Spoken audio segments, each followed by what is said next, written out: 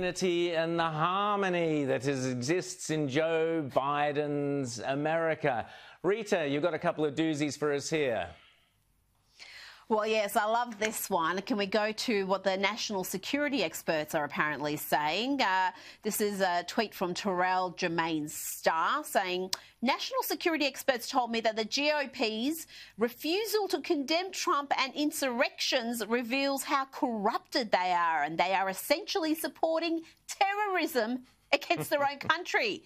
I break it down in my next report. And she also refers to Pam Keith, who told them that the Democrats need to give up bipartisanship and we need to treat the Republican Party as enemy combatants, because they have embraced white supremacy over equality. So feel the unity, folks. Feel the unity. Absolutely. And Rita and James, there was another tweet I saw by some character. Basically, after Trump was acquitted, this bloke put out a tweet saying, everyone must go after every senator who voted not guilty. And he then went on to say, go after every single aspect of their lives, scream at them at airports, call their homes at 3 a.m. in the morning, there it is on your screen, and show up at their offices, presumably to intimidate them. I mean, this is lovely. These are charming folks, these Democrat supporters, aren't they?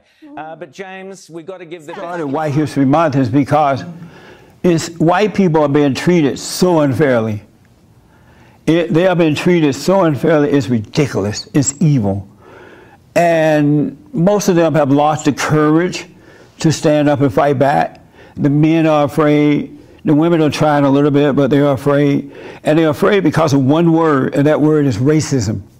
That's all. And then if they are called racist, they lose their jobs, they lose their careers, and they are afraid of that. That means more to them than what is right. And as a result, they are being taken over. And I used to resent white people after I moved to LA, not while growing up in Alabama on the plantation. I started listening to this lie about racism because I had that anger at the time. And so I was in a fallen state.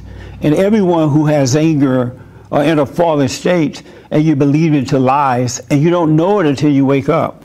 But I believe. Hey, you don't have to shout into the mic. You damn near pop my eardrums. Sorry. I get excited. Hey, white people, you know they're going to put y'all back in chains, right? Yeah, y'all are actually under attack.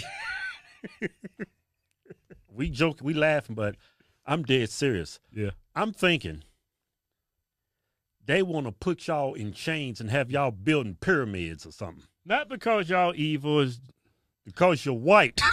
Yeah. Okay, look. You walking around here with blonde hair, blue eyes, and you white as the snow, you better look out.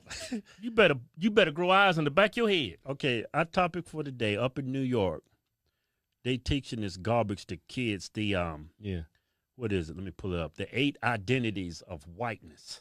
Can you imagine if white people came out with the 8 identities of blackness? That would be racist as hell, wouldn't it? Can you imagine that? Well, this was written by a professor at a prestigious college. Yeah. Prestigious. He's actually got a PhD. He's well educated. Yeah, his name is Banor Hess. Yeah. Banor Hess is an associate professor of African American Studies, Political Science, and Sociology. I mean, you're a professor of African American Studies. Shouldn't you just stick to African American Studies and leave white people alone? He received his... You don't know nothing about white people. You know about African-American studies. You don't know nothing about white people. Maybe you should just stick to African-American studies. Try to help black folks. Yeah. He received his PhD in government ideology and discourse analysis at the University of Essex. Look here. This guy's teaching at college. Look here. I moved to LA, not while growing up in Alabama on the plantation. I started listening to this lie about racism because I had that anger at the time. And so I was in a fallen state. And everyone who has anger are in a fallen state, and you believe into lies, and you don't know it until you wake up. But I believed into that lie that white people were my enemy and that they were holding me back because of my color. And I totally believed that, and I started saying that. But once I woke up, I realized I had been lied to. And we've been lied to by so many things. This so-called issue between the blacks and the whites and others, it's a false issue. It's a non-issue. It's an illusion. White people are having the same problem and issues that every other race are having. They want to be married, want to have a family, want to have a job, want to get along with everybody, leave me alone, you know, and that's the same thing other races are going through too, but they think white people got something special going on.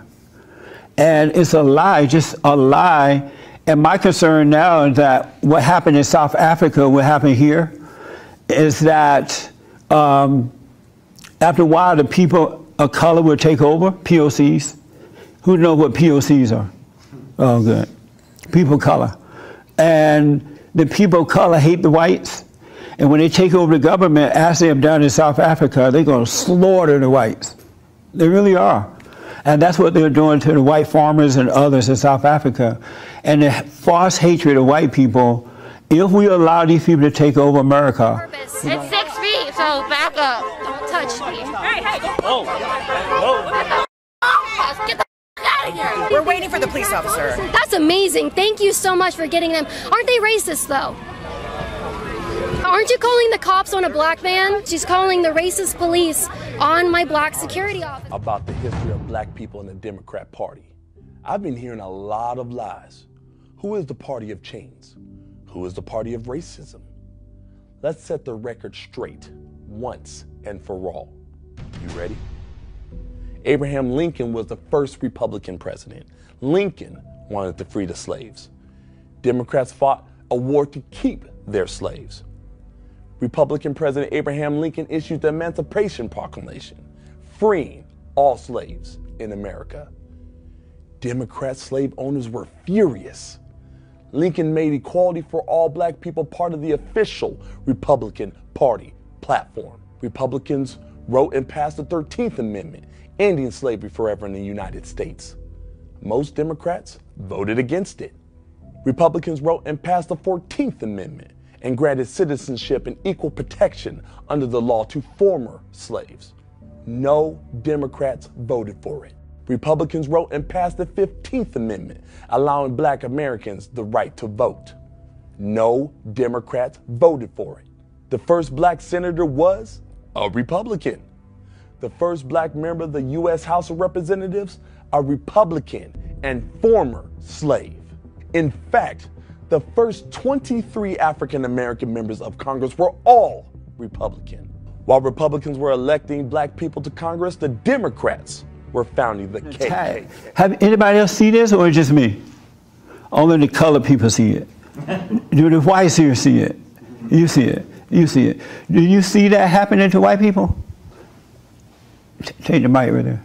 No. You don't see it happening? White people not hate it? I don't know. You don't know? Do you see it happening? Yeah, I do. You do? A little bit. A little bit? It's like really happening. And then the unfortunate thing is white people are not making babies. And so in 20-something, they're going to be the minorities. It's over. I just want to clarify. I don't see it in my own life, like day to day. I'm not confronted with it. Well, actually, I am. You I are. express a political or a my point of view. Then I get the backlash. Yeah. And are you afraid? Are you afraid to speak up? No, it's more just I know it's going to be confrontation. And do you mind that? Sometimes no. Sometimes I want to get into it. You want to? Yeah, Right because it's on. hard to be silent all the time. Yes. And just it feels like you're lying when you're silent. Yes. It's a lie. So. And so you speak up. How do you feel about confrontation? You don't like confrontations most of the time? I don't mind just having a discussion, but it usually when someone else has an opinion, or people usually go with opinion rather than the facts. So it's hard to have a discussion when someone already has an opinion made up. Right. You know. And that's why you're not supposed to have a discussion with a crazy person. Right. You just put the truth out there and let them deal with it. Exactly. Don't argue with. It's like arguing with people who know the Bible. Have you ever met one of those people who know the Bible and you're trying to have a conversation, and instead of having the conversation, they just quote the Bible? You're like, well, you cannot sin if you're a Christian. And instead of them like communicate about that, well, 1 John chapter 8, verse 3 says this. So I'm like, well, what do you think about it? Well, Luke, I'm like, I had a guy call my show, nice guy, and he would try to have a conversation about the Bible, about these things. And every time I asked him a question, he'd just run to the Bible and just quote scriptures like 2 + 2 is 4 to everything. And so I'm like, you got to go, goodbye. But I want you to learn to appreciate confrontation. You need it. Okay. And you need it because without it, you can't. Cannot even rap. Media dividing us by colors, white or black. If you believe in Jesus, these days Christians get attacked. If you don't hate police, then everybody thinks you're whack. You try and call me. Can I answer it? Answer with chill. Fuck is you talking about? Bitch! Fuck is you talking about, nigga? That's on me, nigga. I ain't going nowhere, nigga.